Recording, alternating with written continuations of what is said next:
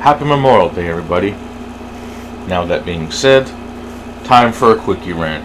And yes, I am going to keep it quick because I don't really have much to say about it. I don't want to be one of those people that drones on about the same old fucking shit.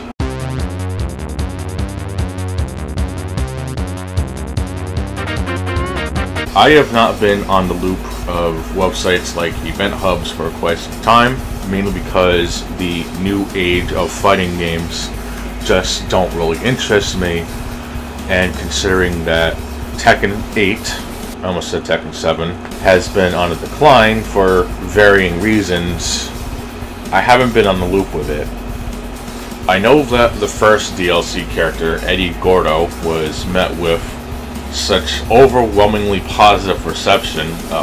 Then I come to find out that the next character that was added into the mix is Lidia, a DLC character for Tekken 7. Namco is doing the same shit that everyone crapped on Team Ninja for doing with Dead or Alive 6, which even I myself said that was just a load of shit. With them charging you money again for DLC characters that were literally DLC characters in the last game.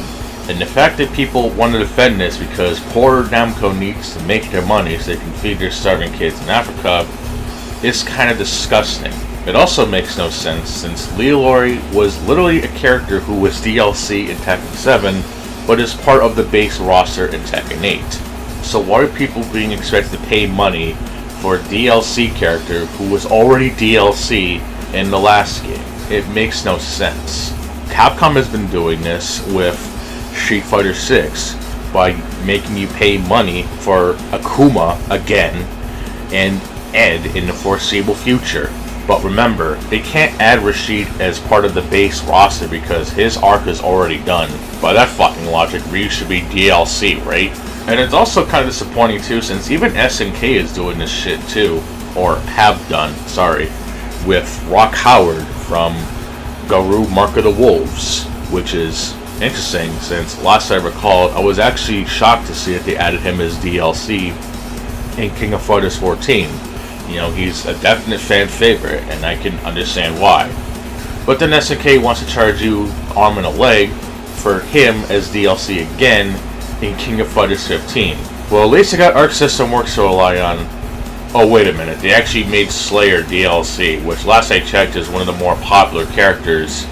A vampire who writes haikus and shit, and it's just has the aura of chill vibes and shit. Amazing.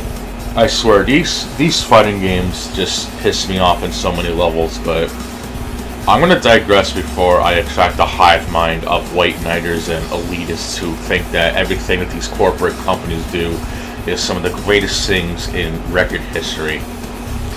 Just like with Keiji Inafune turned out to be a big piece of shit, but then people wanted to claim Capcom Redemption art for years to come. But that's going to be for another day, because this shit was recently seen, and I want to see how people are going to spin the narrative of this shit. But right now, I'm going to go do something else more productive on this fine Memorial Day. Peace!